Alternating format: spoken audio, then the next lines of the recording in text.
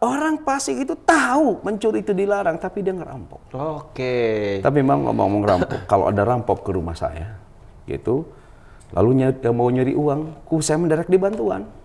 Kenapa, Pak? Jadi imah saya buat duit. Ayo, kurang neangan. Kita neangan. Langit malam yang berbintang. Saat cahaya mulai mendekat. Dalam bulan yang dirindukan. Marhaban, ya Ramadan.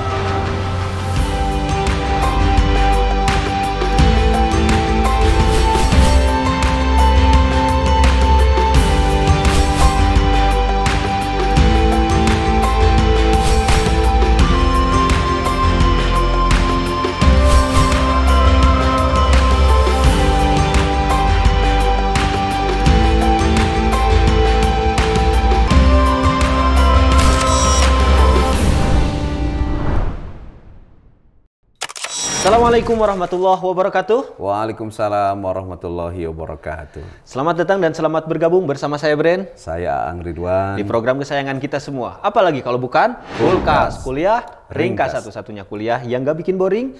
Gak usah ngontrak SKS dan bayar UKT. Namun meskipun ringkas, insya Allah berkelas dan berkualitas. Karena Kulkas ngademin topik-topik panas bukan pakai nafsu, tapi pakai ilmu dengan bimbingan wahyu. Kulkas seru kajiannya, seri sajiannya. Kulkas ngadem yuk.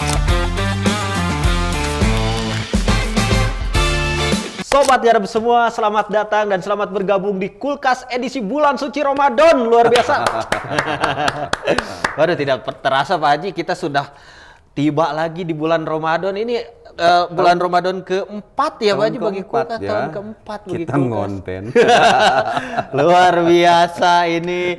Dan saya sekarang tidak sendiri, ditemani oleh Donien dari Wing Chun. Kakak pertama. Kakak pertama. Dan juga pasti dengan Halifatur. Halifatur Pak Haji. Jadi kalau mau haji dan umroh gimana Pak Haji? Sudah saja ke Halifatur. Halifatur ya, aja. supaya bimbingannya maksimal, fasilitasnya optimal. Oke. Hajinya mabrur, umrohnya makbul. Nah itu Jalan ya. tercepat menuju surga. Wih, fast track, fast track. Fast track. Oke, di bulan suci Ramadan ini kita agak religius Pak Haji bahasannya. Nah, gitu ya. Saya ingin mendapat hidayah. Pak Haji. Hidayah. Seperti tema Kulkas kali ini tentang mereka yang tak mendapat hidayah. Nah, saya nggak mau kayak gitu. Saya pengennya dapat hidayah, Pak Haji. Kenapa tema ini diangkat dan Pak Haji Ang punya catatan apa terkait tema ini? Oke, saya selalu punya catatan. Siap. Ya. Begini Mang, Ibnu Rajab dalam magnum opusnya Jami'ul Ulum wal Hikam mengintrodusir bahwa manusia itu ada dalam 3 klasifikasi.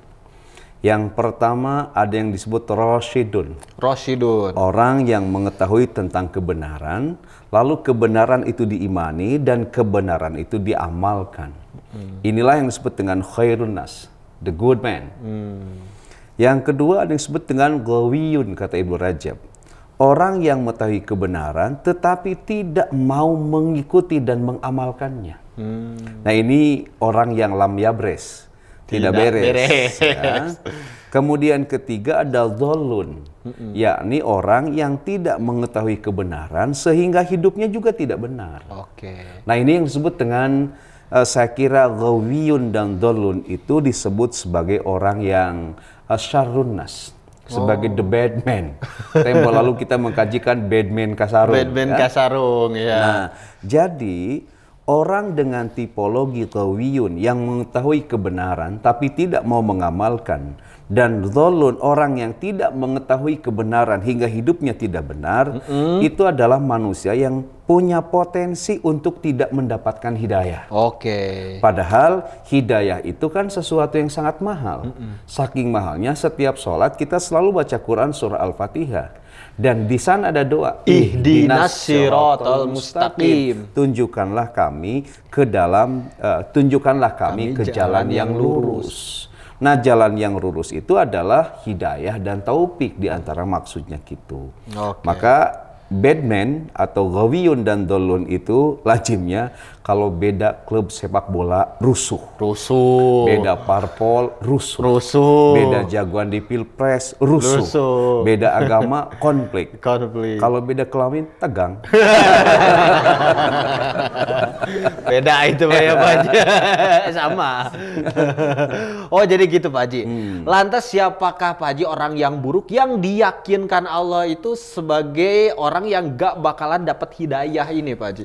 Kalau kita ihtidabil Quran di Al-Baqarah ayat 258, di antaranya wallahu la yahdil qaumadz zalimin gitu baik Bang Bren. Dan Allah tidak akan memberikan hidayah pada orang-orang yang zalim. Betul. Pada orang-orang aniaya. Apakah dolim itu? Dolim adalah orang yang melakukan perbuatan ataupun ucapan yang berucap dan berbuat, di mana ucapan dan perbuatannya bisa menganiaya, baik aniaya pada diri sendiri atau rugi pada diri sendiri, maupun aniaya atau merugikan kepada orang lain. Zalim pada diri sendiri adalah menempatkan sesuatu bukan pada tempatnya. Contoh amang mandi pakai piring. Minum pakai gayung. Contoh lain dolim pada diri sendiri, Mang Brand mabok pakai softtek. Ngelem. Iya Pak Haji, itu di berita perasaan softtek dipakai mabok. Kok bisa ya? Bisa gitu kan? Narkoba, dugem. Dugemnya benar dugem, bukan duduk gemetar wirid, bukan. Pre-sex, LGBT. Itu semua tidak merugikan orang lain. Tapi bisa merugikan diri sendiri. Nah maka orang yang aniaya berbuat zalim pada diri sendiri itu tidak akan pernah mendapatkan hidayah Allah. Atau juga merugikan orang lain. Contoh, sebelum bekerja ngemis ingin bekerja. Setelah dikasih kerjaan malah mangkir tidak kerja. Ketika ditanya kenapa kamu tidak kerja? Ini kerjaan atau kasih ibu? Kenapa? Sepanjang masa. Tapi kadang gitu juga kantornya Pak Haji ya. Jadi emang tapi juga ada balada pekerja itu Bang. Balada pekerja di Indonesia. Katanya kerja berat sudah pasti. Iya. Salah sedikit dicaci maki. Loyalitas harga mati.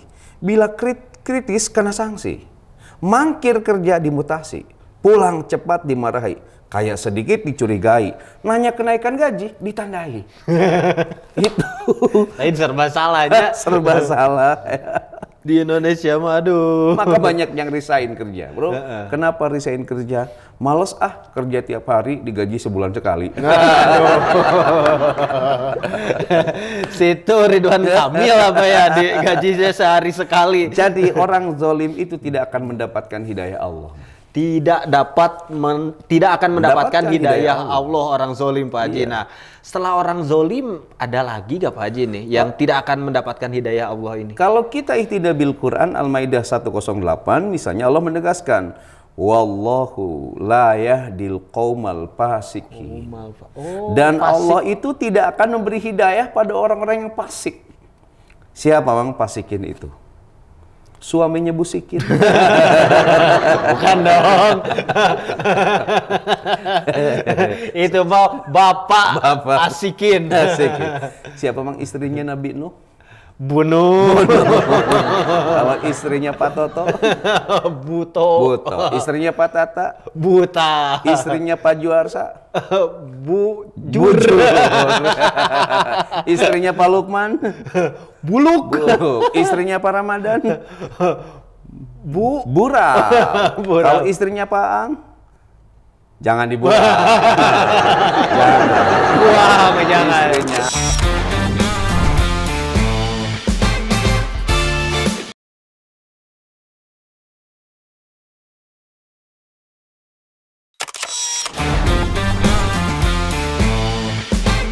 Tapi yang lucu, Mang, saya punya tetangga di kompleks. Suaminya Rudi, istrinya Tuti. Pas dipanggil jadi parut butut. Parut butut. Baji bisa ayam, bisa nonton. Tapi unik.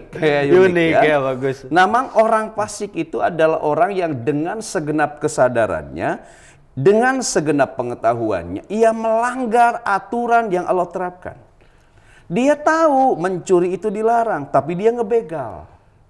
Itu Dia tahu mencuri itu dilarang oleh agama, tapi ngegarong. Oke. Dia ngebajak, ngerampok, menggunting dalam lipatan, menyunat anggaran.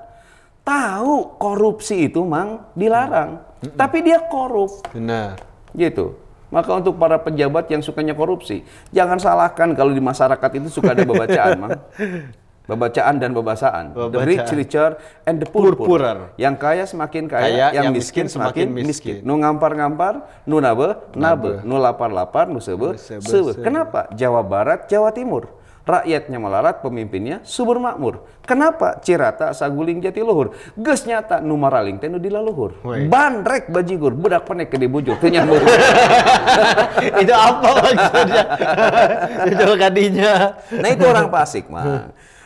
Jadi Mang Bren ya, orang fasik itu tahu mencuri itu dilarang, tapi dia ngerampok. Oke. Tapi Mang ngomong rampok, kalau ada rampok ke rumah saya, gitu, lalu mau nyuri uang, saya mendadak di bantuan. Kenapa, Pak? Tadi imah saya buat duit. Ayo, udah neangan. Ditaneangan. Tapi lah mencek rampok itu saya keluarkan barang berharga. Langsung saya mere foto keluarga. Barang yang paling berharga dalam hidup saya. Harta yang paling berharga adalah keluarga. Oke. Tapi kata mama sekarang bukan. Harta yang paling berharga itu adalah Tupperware. Pernah dimarahi ketinggalan Tupperware. Karena benteng ditukar liar. Aduh, astagfirullah. Mang, tahu nggak kamu kepanjangan Jakarta? Jakarta itu setelah ditinggalkan Anies gimana? Kepanjangannya. Gimana, Pak? Jamret ada, koruptor ada, rampok tentu ada. Kayaknya pas ada Anies juga masih ada Pak gitu. Mang, orang fasik itu dia tahu kalau selingkuh dengan suami orang itu dilarang. Tapi dia jadi pelakor. Iya. Tahu kalau selingkuh dengan istri orang itu dilarang, tapi dia jadi pebinor. Tahu kalau zina itu dilarang, tapi dia cabe-cabean. Oh gitu. Tapi aneh di kita itu ya, kalau cabe asli murah, cabe-cabean mahal. Iya. Makanya banyak yang demo di depan gedung DPRD, turunkan harga cabe-cabean. Tapi sekarang mah cabe mahal, Pak Ji. Katanya Mahal, mau ya. Ramadan. Mau Ramadan mah semuanya mahal ya. Sekarang Pak Jaang gini nih, saya tuh pernah dinasehati sama guru saya kalau kamu tuh harus jujur, harus amanah, jangan sekali-kali hianat, Pak Haji. Nah gitu. Nah ini kalaupun hianat katanya akan jauh dari hidayah Allah, bener gak Pak Haji? Oke, gini Mang. Orang hianat itu orang yang berlaku curang. Tahu curang? Ngucur ke orang. Ngucur ke orang teh kumaha, Pak Haji? Jangan dibahas. Curang terhadap kepercayaan orang lain yang diberikan kepadanya. Oke. Dia menerima kepercayaan namun tidak digunakan sebagaimana mestinya. Itu orang yang hianat. Contoh, diberi amanat jadi imam di rumah tangga, malah jadi imam di rumah bordil. Nah, dia tuh udah di rumah bordir teuing atuh. Diberi tugas sebagai tulang rusuk, malah jadi tulang busuk. Diberi amanat sebagai wakil rakyat, malah jadi wakil bajing loncat. Diberi amanat mengelola zakat, malah dibelikan jaket. Diberi amanat memimpin majelis taklim, malah mimpin majelis taklim. Diperintah sujud di atas sajadah, malah haram jadah. Dipondokin supaya makrifat, ngadon maksiat. Diberi kepercayaan jadi psikolog, malah psikopet. Disuruh badminton, malah goodminton. Bed itu Pak Haji, beda itu badminton. Jadi bukan lawan katanya jadi goodminton. Astagfirullahaladzim. Bang, saya sekarang nggak pernah badminton lagi. Kenapa Pak Haji? Karena saya lemah, letih, lesu, dan love you. Merah. Mang, bagi orang yang hianat. Bagi yang hianat gimana? Dalam Quran surah Yusuf ayat 52 Allah menegaskan wa annallaha la yahdi kaidal khainin. Dan sungguh Allah tidak akan memberi hidayah bagi orang-orang yang hianat. Jadi benar kata gurumu, orang yang hianat ketika diberi amanah itu tidak akan mendapatkan hidayah dari Allah. Pantesan guru teh selalu jujur katanya Pak Haji gitu ya. Nah ini berkaitan dengan kejujuran Pak Haji. ada orang yang modus. Oh. Modalnya dusta, Pak Haji. Nah, ini juga termasuk gak sama orang yang akan jauh dari hidayah Allah? Oke, saya kira modus Ini modal dusta. aduh, kudu di sensor. Oh, berarti itu Pak Haji ya. Kucing itu Pak Haji. Dalam Quran surat Zumar ayat 3 Allah berfirman, Innallaha, sesungguhnya Allah la yahdi, tidak akan memberikan hidayah pada siapa? Man huwa kadzibun kafarun, pada para pembohong dan orang-orang ingkar. Jadi orang yang suka bohong tidak akan diberi hidayah. Tidak akan diberi hidayah. Kan bohong itu mengatakan sesuatu yang tidak sesuai dengan faktanya. Bohong itu perbuatan yang paling asik dilakukan karena bohong dianggap bukan dosa. Padahal langkung sahur, bahe carek, rea omong, gede rahul, itu adalah dosa. Betul. Aku berjanji nggak akan bohong lagi. Tapi kalau ketahuan bohong lagi, ya aku janji lagi. Kayaknya itu bukan pejabat. Bukan pejabat. Bukan pejabat lah. Ih, dasar kamu mah kalau bohong nggak pernah jujur. Itu lelaki hidung belang. Hidung belang, ya. Yang suka selingkuh. Oke, bohong itu yahdi ilal fujur. Bohong itu akan menunjukkan kita pada kemaksiatan. Fa innal fujura yahdi ilan nar, dan setiap kemaksiatan akan menjerumuskan kita kepada neraka. Oke. Jadi orang yang seringkali berbohong itu dia punya jalan lurus untuk ke neraka. Maka Allah tidak akan pernah memberikan hidayah gitu kepada mereka, ya. Jadi tidak akan masuk surga. Intinya kebakalan masuk surga, Iya. Pak Haji ya. Orang yang modus itu ya. Modus itu tidak akan masuk surga, ya. Tidak, karena dia tidak mendapatkan hidayah. Ada cewek yang bilang, Cinta, kenapa kamu julid? Aku khawatir kamu masuk surga. Emangnya kenapa? Kalau kamu nanti masuk surga, kamu dipeluk sama bidadari. Aku cemburu. Jadi gimana? Kita masuk neraka saja. Gak mau masuk surga. Takut suaminya dipeluk bidadari surga. Lebih baik milih neraka. Astagfirullahaladzim. Itu tidak punya iman namanya. Tidak punya iman. Oh jadi gitu Pak Haji. Lalu pas di pintu nerakanya diwawancara oleh malaikat. Gimana kata Apa malaikat? yang suka kamu lakukan di dunia? Saya suka minta traktiran pada teman yang ulang tahun. Cocok akan mereka masuk neraka.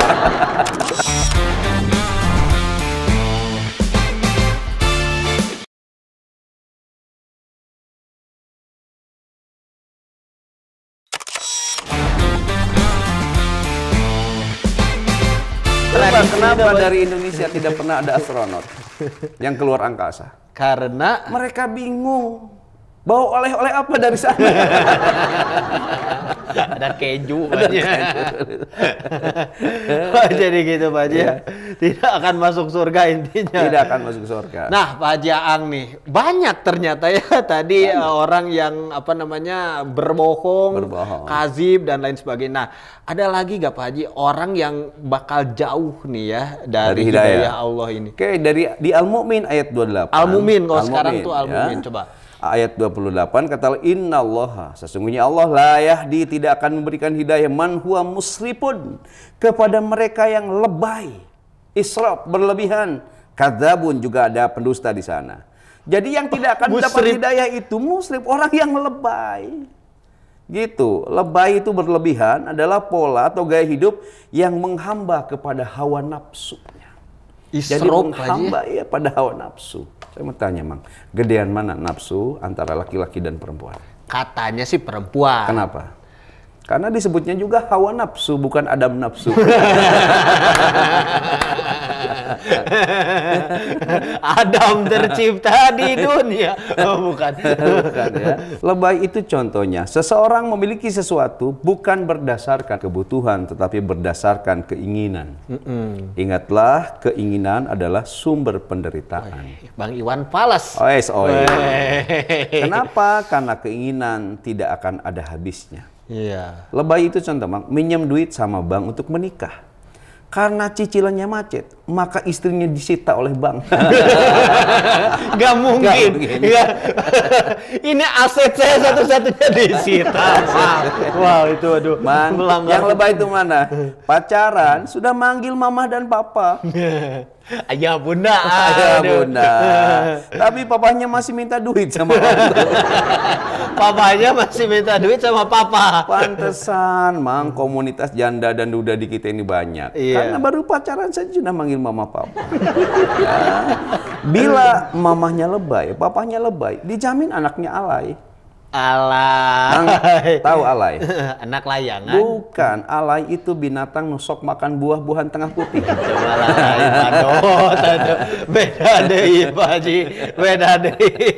Mang, kata anak alay, kantin itu adalah mabes buat seru-seruan. Woi. WC alasan utama untuk keluar kelas. Woi. Oke, nyontek kebudayaan yang harus dilestarikan. UTS dan UAS kata yang menyebalkan. Dan jam kos kemerdekaan dari penjajahan. Waduh. Ini relate pasti bagi mahasiswa-mahasiswa yang gabut. Di sisi lain orang lebay itu sudah bisa dipastikan konsumtif atau boros. Dalam Quran surah Al-Isra ayat 27 Allah menegaskan innal mubadzirina kanu ikhwanas sayati.